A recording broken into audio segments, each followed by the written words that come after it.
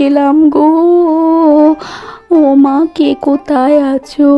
আমাকে ধরো, আমার কোমরটা গেল। কোন হতচ্ছাড়ি এখানে জল ফেলেছে? আমার সব কোমর ভেঙে গেল গো। ও মা গো।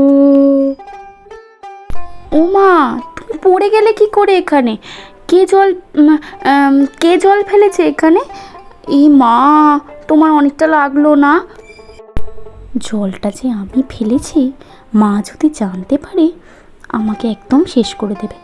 যাই, দোষটা কমলার ঘাড়ে দিয়ে দিই, ও মরে মরুক। ও ভগবান, আমার কোমরটা গেল গো। কে ফেলেছে আমি কি করে জানবো? তোরা জানিস? আমার কোমরটা আজকে মনে হয় ভেঙে গেল গো। মা, তুমি কোথায়? মা, মনে হয় কমলাই জলটা ফেলেছে।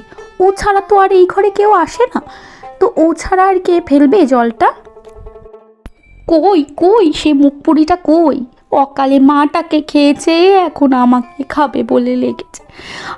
মূলো চাই, অপয়া অলক্ষী মেয়ে আমার কপালে জোটে। ও ভগবান, আজকে আমার কোমরটা শেষ করে দিল। নিয়ে আয়, ওকে নিয়ে আয়, চুলের মুঠি ধরে খানিকটা মেরে নি। আর সহ্য করতে পারছি না, বিদেয়ও হয় না, জ্বালা তো। ছোটো মা, তুমি বিশ্বাস করো, আমি জলটা ফেলিনি। আমি তো ঘর মুছেই বাইরে গিয়েছিলাম বাসন মাজতে। তুমি আমাকে বিশ্বাস করো মা, আমি কিন্তু ফেলিনি জল। শোন কমলা, তুই একদম মিথ্যে কথা বলবি না। আমি জানি জলটা তুইই ফেলেছিস, তুই ছাড়া কেউ ফেলেনি। কারণ তুই আমার মাকে একদম সহ্য করতে পারিস না।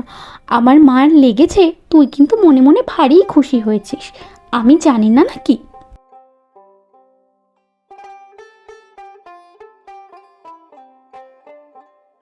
ওই হতচ্ছাড়ি মুখপুরিটার জন্য তো বেশ ভালো ভালো সম্বন্ধ আনে তোর বাবা, আর তোর বেলায় চোখে দেখতে পায়। 8-9টা সম্বন্ধ ভেঙেছি, আর কিভাবে ভাঙবো সম্বন্ধ? আহা গো, আমার এমন সোনার চাঁদ মেয়েটাকে একটু যে বিয়ে দেব, তো গাঁয়ের লোক তো আবার বড়, যে তাকে বিয়ে না দিলে আর তোর বিয়ে হতে দেবে না, তাহলে তো আমাদের এক ঘরে করে রাখবে। ওই জন্য সাহসও পাচ্ছি না। কিন্তু ওর এই ভালো ভালো সম্বন্ধ আমি তো চোখে দেখতে পাচ্ছি না। আমি তো চাই ওর এমন একটা শ্বশুরবাড়ি হোক যেন ও জ্বলে পুড়ে শেষ হয়ে যায়। হ্যাঁ মা, আমিও সহ্য করতে পারি না। গায়ের লোক সবাই ওকে ভালো বলে, ও নাকি খুব গুণী মেয়ে, তেমন রূপবতী। আমারও কি রূপ কম আছে বলো? ওর থেকে আমি অনেক ফর্সা, তাও লোকে ওকে কেন ভালো বলে আমি বুঝে পাই না। ওর জন্যই তো আমার বিয়ে হচ্ছে না। দুঃখ পাস নে বাচ্চা আমার, আমি দেখছি কি হয়। আমি থাকতে কোনো দিনও ওকে সুখের মুখ দেখতে দেবো না। তুই আমার সোনার চাঁদ, তোকেই আমি ভালো ঘরে বিয়ে দেবো। তুই কিচ্ছুটি চিন্তা করিস না, ঠিক আছে?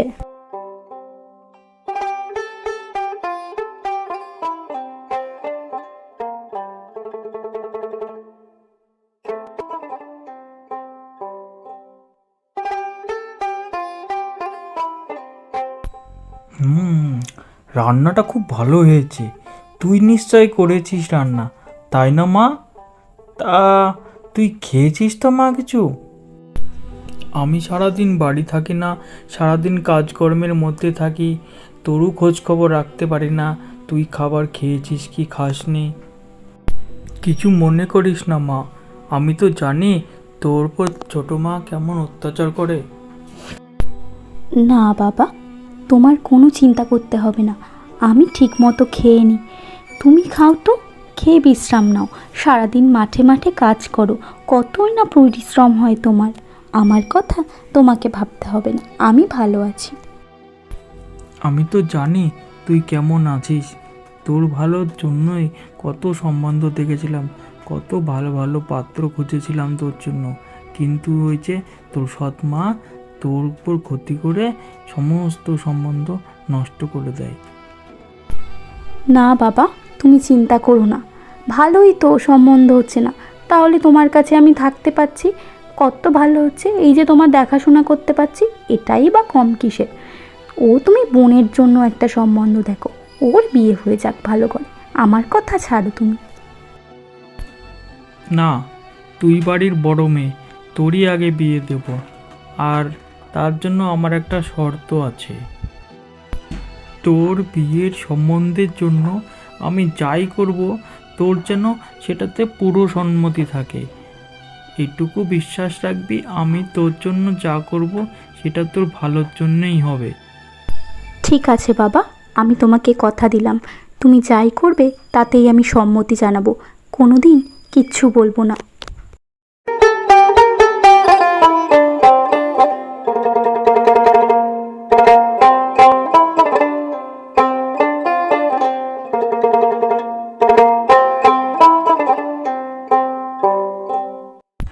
কই কই, ও গিন্নি, এবার কমলার জন্য যা সম্বন্ধ এনেছি না, তুমি শুনলে অবাক হয়ে যাবে। মরণ, কি এমন সম্বন্ধ এনেছো যে আমি অবাক হয়ে যাব? তা বলি, এতদিন ধরে যে যে সম্বন্ধগুলো এনেছো তা একটাও আমার কথা ভেবে এনেছো? একটাও কেউ তো আমার পছন্দ হয়নি বা মনে ধরিনি। এখন কি এমন সম্বন্ধ এনেছো তা বলো দেখি, যেটাতে আমি অবাক হয়ে যাব। ওই গ্রামের একটা ছেলে দেখেছি, তার বিঘা বিঘা সম্পত্তি আর বিশাল ধনসম্পদ। তবে ওর বয়সটা একটু বেশি হবে, 75-80 হবে। আর আগে একবার বিয়ে হয়েছিল, বউটা মারা গেছে। তবে আমাদের কমলা ওর সাথে অনেক সুখে থাকবে। বলো কি? যাক, এতদিনে তোমার সুমতি ফিরেছে। তা বয়স বেশি তো কি হয়েছে? কোথায় অত বয়স বেশি, মোটে তো 75। সোনার আংটি আবার বাঁকা, ওই যে বিকে বিকে সম্পত্তি, ও পুরো কতদিনই বা বাঁচবে? বড় জোর 5 বছর, তারপরে ওই সম্পত্তি তো আমাদেরই হবে। তা বলো কি, তুমি আর দেরি করো না, ওর সাথে বিয়েটা লাগিয়ে দাও। তার ছেলে কবে আসবে আমাদের মেয়েকে দেখতে? ওরা বলছিল কাল সকালেই আসবে। আর তুমি কিন্তু অবশ্যই কমলাকে কাল সকালে সাজিয়ে রেখো। ঠিক আছে ঠিক আছে, রাখবো রাখবো, অত চিন্তা করো না। কাল সকাল সকাল আমি মোটে ওকে বেরোতে দেবো না, আর খুব সুন্দর করে সাজিয়ে রাখবো, যেন এই লগ্নে ওর বিয়েটা হয়ে যায়। ওর বিয়েটা না হলে আমি আমার মেয়েকে, ছোট মেয়েটাকে বিয়ে দিতে পারছি না। তুমি কিচ্ছুটি ভেবো না।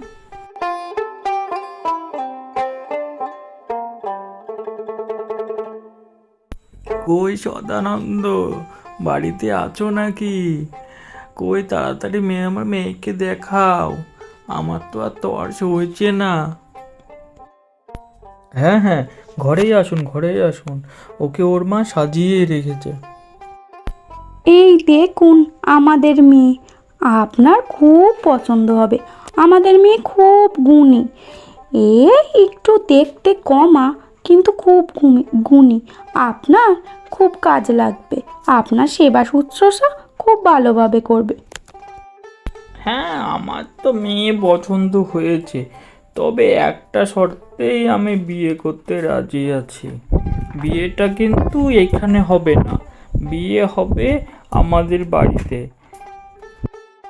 বিয়েতে আমার কোনো দাবি দেওয়া নেই, আমি বিয়ের সমস্ত শাড়ি গয়না পাঠিয়ে দেব, শুধু হবু বউ যাবে ওই বাড়িতে, আপনারা কেউ যাবেন না। এইগুলোই আমার শর্ত। ও, আমরা যাব না, শুধু মেয়েকে নিয়ে যাবেন? ও, ঠিক আছে, যাব না। কালকে শাড়ি গয়নাগুলো পাঠিয়ে দেবেন, মেয়েকে তৈরি করে রেখে দেবো। আপদ বিদায় হচ্ছে এই অনেক। বাবা, ঘাট থেকে একটা আপদ নামলো।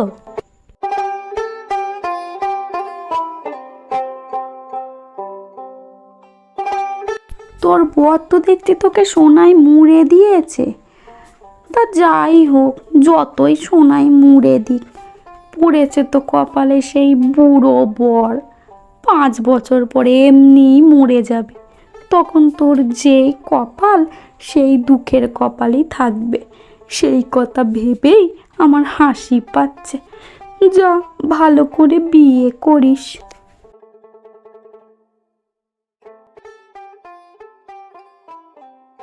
তা দিদি ভাই, বলো এই বাড়ি ঘর তোমার পছন্দ হয়েছে? এই বুড়োকে তোমার পছন্দ হয়েছে? কি লক্ষ্মীময়ী রূপ! তোমার মুখ দেখে তোমার দিদিমার কথা মনে পড়ে গেল। দিদিমা? মানে আপনার সাথে তো আমার বিয়ে হবার কথা ছিল, আপনি এরকমভাবে বলছেন কেন? আমি তো কিছুই বুঝতে পারছি না, আমাকে একটুখানি গুছিয়ে বলুন, আমার সব মাথার উপর দিয়ে যাচ্ছে। এই বুড়ো বয়সে বিয়ে করব? তুই ভাবলি কি করে?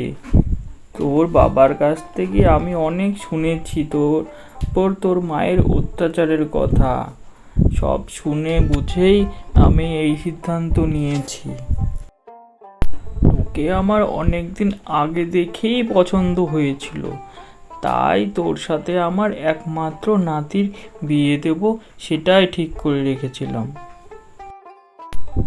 চল, তোর সাথে আমার একমাত্র নাতির বিয়ে দেব। চল, তোর বরকে দেখবি, চল। এই দেখ তোর আসল বর, এর সাথেই তোর বিয়ে হচ্ছে। আজ থেকে এই সংসারে সমস্ত দায়িত্ব তোর হাতে তুলে দিয়ে আমি নিজে মুক্ত হলাম। তোরা খুব সুখে শান্তিতে সংসার কর, আর আমাকে ভালো ভালো খাবার রান্না করে খাওয়াবি। আর আমার আশীর্বাদ সব সময় তোদের সাথে রইবে।